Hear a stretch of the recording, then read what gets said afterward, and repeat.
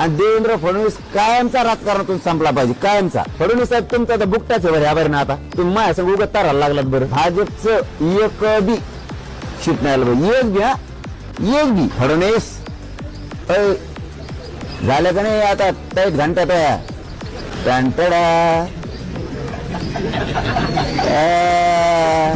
त्याला पराभूत करणं म्हणजे येड्या गबाळ्याचं काम नाहीये, पुण्यांदा सिद्ध झालं.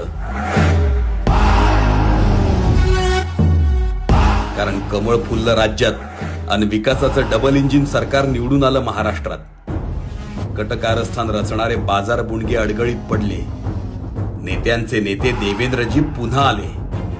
जनतेची साथ, लाडक्या बहिणीचा हात आणि भाचीने मामाला मत दिले. म्हणूनच विकासाचा विश्वास आणि हिंदुत्वाचा हुंकार करणारं सरकार पुन्हा सत्तेत आलं.